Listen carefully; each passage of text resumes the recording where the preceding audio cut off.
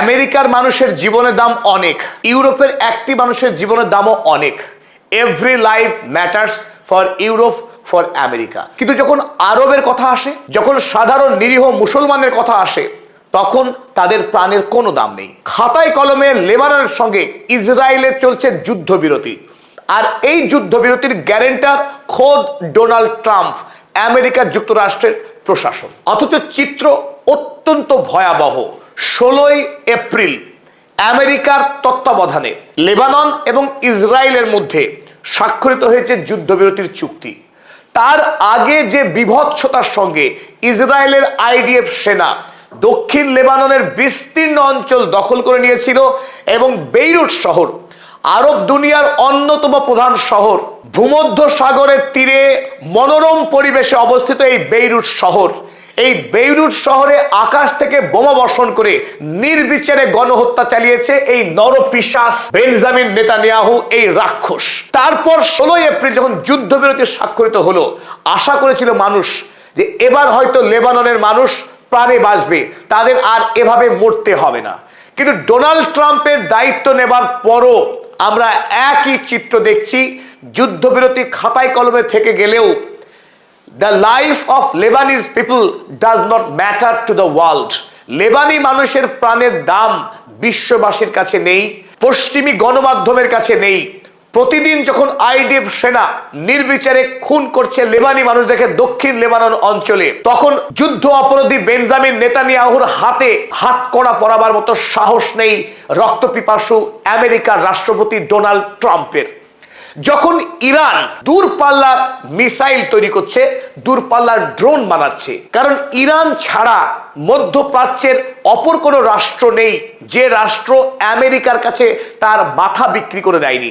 এই ইরান একমাত্র লড়াই করছে মধ্যপ্রাচ্যে লেবানন, গাজার সাধারণ মানুষ, যাদের ওপরে ইসরায়েলি এই বর্বর সৈন্যবাহিনী গণহত্যা চালিয়ে তাদের দেশের মাটিকে দখল করে নিচ্ছে। ইরান তার অ্যাক্সিস অফ রেজিস্ট্যান্সের মাধ্যমেই এতদিন ধরে এই দানব রাক্ষসী সাম্রাজ্যবাদী আমেরিকা এবং ইসরায়েলের সেই আগ্রাসনকে প্রতিরোধ করার চেষ্টা করছিল। আর তখনই আমেরিকা যুক্তরাষ্ট্র ইসরায়েল ষড়যন্ত্রে লিপ্ত হয়ে ইরানের উপরে 28 ফেব্রুয়ারি আক্রমণ চালালো। ন্যারেটিভ কি ছিল? ইরান নাকি পারমাণবিক বোমা বানাতে চলেছে, যে বোমা মানব জাতির জন্য অত্যন্ত ভয়ঙ্কর হয়ে যাবে, আমেরিকার জন্য হুমকি। অথচ বাস্তবে ইসরায়েল, তারা যে দানব রাষ্ট্র এবং গোটা আরব দুনিয়ার সীমানা ছাড়িয়েও পৃথিবীর বিভিন্ন প্রান্তে যেভাবে সন্ত্রাস তৈরি করছে ইসরায়েল রাষ্ট্র, তাকে আটকাবার মতো সাহস নেই কাপুরুষ ডোনাল্ড ট্রাম্পের, সাহস নেই ইউরোপীয় অধিকাংশ রাষ্ট্রনায়কের, যারা আজও চাটুকারিতা করছে এই জায়নবাদী ইসরায়েল রাষ্ট্রের। চলুন এই প্রেক্ষিতে আপনাদের গুরুত্বপূর্ণ তথ্য তুলে ধরি। 1 মে থেকে আজ 8 মে, এই 8 দিনে ইসরায়েল কিভাবে লেবাননে গণহত্যা চালাচ্ছে তার সংখ্যাটা আপনাদের সামনে একবার তুলে ধরি। 1 মে 30 জন লেবাননের মানুষকে খুন করেছিল আইডিএফ সেনা। 2 মে সেই সংখ্যা বেড়ে গিয়ে দাঁড়ায় 41-এ। তারপর 3 মে 2 জন, 4 মে 32 জন, এবং 12টি গ্রামকে পুরোপুরি খালি করে দিয়েছে এই বর্বর আইডিএফ সেনা। 5 মে 1 জন, 6 মে 13 জন খুন হয়েছেন, 7 মে 9 জন, 33 জন জখম হয়েছেন, এবং 8 মে অর্থাৎ আজকেও 12 জন লেবাননের নিরীহ মানুষ খুন হয়েছে। তাই লেবাননের মানুষের প্রাণের কোনো দাম নেই, তাদের ইচ্ছা মতো খুন করা যায়। আর পশ্চিমী দুনিয়ার মানুষ তারা চিৎকার করে বলবে পশুর মতো, Israel has right to defend itself, Israel has right to exist. অথচ Lebanon does not have right to exist. লেবাননের মানুষের বাঁচার অধিকার নেই। তাই এই পশ্চিমী দুনিয়া, আমেরিকা, ইউরোপের মানুষদেরকে আরো একবার আমরা ধিক্কার জানাচ্ছি তাদের এই দ্বিচারিতা কপটতার জন্য। আর তার ফলে আমরা একটা গুরুত্বপূর্ণ চাঞ্চল্যকর তথ্য বাইরে আসলো, একটা সমীক্ষার ফল আমাদের হাতে এসেছে। আজ রয়টার্সের পক্ষে প্রকাশ করা হয়েছে। এই মুহূর্তে পৃথিবীর মধ্যে সবচাইতে বিপজ্জনক রাষ্ট্র কোনগুলি তাদের একটি তালিকা বানানো হয়েছে। উত্তরোত্তর পৃথিবীর বিভিন্ন রাষ্ট্রের কাছে, পৃথিবীর সাধারণ মানুষের কাছে বিপজ্জনক, হাইনার মতো হিংস্র হয়ে উঠছে কোন মানুষ, তার সমীক্ষা চালিয়েছে ইউরোপের ডেনমার্ক রাষ্ট্রের একটি সংস্থার নাম অ্যালায়েন্স অফ ডেমোক্রেসিস ফাউন্ডেশন। এই ফাউন্ডেশনের জরিপে উঠেছে এমন এক তথ্য যা আজকের দিনের বাস্তবতাকে চোখে আঙুল দিয়ে দেখিয়ে দিচ্ছে। পৃথিবীর মধ্যে এই মুহূর্তে সবচাইতে নারকীয়, দানবীয়, ভয়ঙ্কর রাষ্ট্রের নাম ইসরায়েল। গোটা পৃথিবীতে অশান্তির জন্য, যুদ্ধের জন্য, রক্তক্ষরণের জন্য, খুনের জন্য যে রাষ্ট্র সব থেকে দায়ী তার নাম ইসরায়েল। তার প্রাপ্ত নাম্বার -32। আর এই ইসরায়েল রাষ্ট্রকে খুনে, গণহত্যায় যে রাষ্ট্র অকাতরে সাহায্য করে আসছে অস্ত্র দিয়ে, অর্থ দিয়ে, তার নাম মার্কিন যুক্তরাষ্ট্র। তাই মার্কিন যুক্তরাষ্ট্রকে এই তালিকায় দ্বিতীয় বৃহত্তম হায়ানা হিসেবে চিহ্নিত করা হয়েছে। তার প্রাপ্ত নাম্বার -16। যে আমেরিকা এমনকি খ্রিস্টান চার্চ, সেই চার্চের যিশুর মূর্তিকে যখন আইডিএফ সেনারা ভাঙছে, তাতেও নির্বিকার আমেরিকা।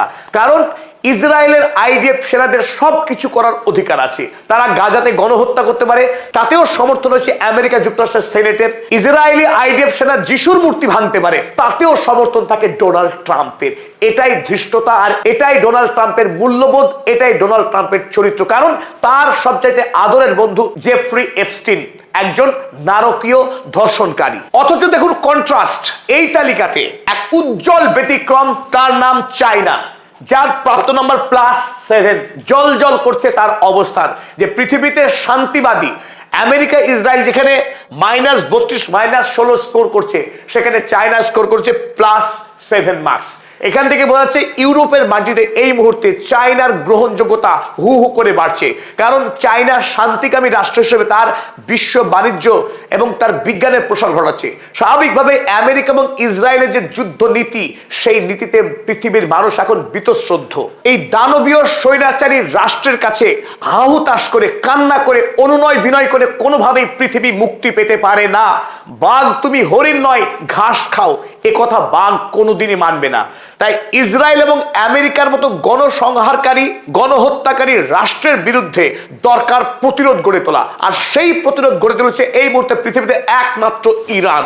মাথা উঁচু করে আমেরিকা এবং ইসরায়েলের গণহত্যার বিরুদ্ধে শক্তিশালী অস্ত্র বানিয়ে লড়াই করে তাকে পরাস্ত করে দেখিয়েছে। বীরত্ব ছাড়া, লড়াই ছাড়া এই অত্যাচারী হাইনাকে থামানো সম্ভব নয়।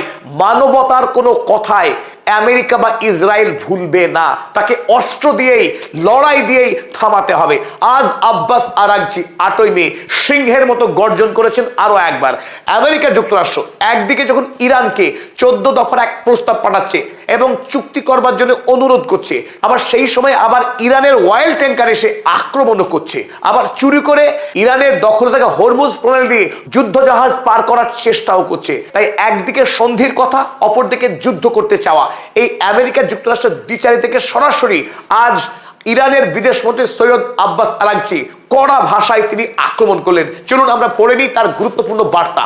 Every time a diplomatic solution is on the table. যখনই আমেরিকা ইরানকে কূটনৈতিক প্রস্তাব দিয়ে সমস্যা সমাধানের জন্য টেবিলে আসার কথা বলছে, সেই সময়ে the US opts for a reckless military adventure. প্রতিবার একই ঘটনার পুনরাবৃত্তি। যখনই আলোচনা, তখনই আমেরিকা যুক্তরাষ্ট্র ভয়ঙ্কর সামরিক আক্রমণ করছে ইরানের উপরে। Is it A crude pressure tactic? এটা কি ইরানের উপরে পাশবিক চাপ প্রয়োগ করার কৌশল? Or the result of a spoiler once again duping POTUS into another quagmire? নাকি আমেরিকা যুক্তরাষ্ট্রের রাষ্ট্রপতিকে ধোঁকা দিয়ে দীর্ঘমেয়াদী যুদ্ধের কাদায় ফেলে দেওয়া, যা আড়াল থেকে ইসরায়েল করছে? প্রশ্ন তুলেছেন সৈয়দ আব্বাস আরাগচি। আর এই প্রশ্নের উত্তর তিনি নিজেই দিলেন। হোয়াট এভার দ্য কজেস, কারণ যাই হোক না কেন, the outcome is the same, ফলাফল কিন্তু একই, অভিন্ন। Iranians never bow to pressure and diplomacy is always the victim. বীর ইরান জাতি আমেরিকার এই আগ্রাসনের সামনে কোনোদিনও মাথা নত করেনি। বারবার কূটনীতি শহীদ হয়েছে আমেরিকার এই দস্যু চালের কারণে। Also the CIA is wrong. আমেরিকার গোয়েন্দা সংস্থা CIA তারাও সম্পূর্ণ ভুল তথ্য দিয়েছিল ইরানের কাছে এই মুহূর্তে কতটা সামরিক শক্তি মজুদ আছে সেই ব্যাপারে। CIA সামরিক দাবি করেছে আমেরিকা ইরান আক্রমণ করার ফলে ইরানের ব্যাপক পরিমাণে সামরিক ক্ষয় হয়েছে। তারা জানিয়েছে এই মুহূর্তে ইরানের কাছে তাদের 75 ভাগ মিসাইল লঞ্চার অক্ষত রয়েছে, 70 ভাগ মিসাইল এখন তার কাছে স্টক রয়েছে ড্রোনের। আর ইরানের ভূগর্ভে যতগুলো অস্ত্র জমাই ছিল সেই অস্ত্রগুলো তারা মাটির বাইরে এখন এনেছে এবং প্রচুর সংখ্যক মিসাইল যেগুলো মার্কিন আক্রমণে ক্ষয়ক্ষতি হয়েছিল সেগুলোকে ইরান মেরামত করতে সক্ষম হয়েছে, এই দাবি করেছিল CIA। কিন্তু তার পক্ষান্তরে সৈয়দ আব্বাস আরাকচি তিনি কি দাবি করলেন, চলুন আমরা দেখে নিই।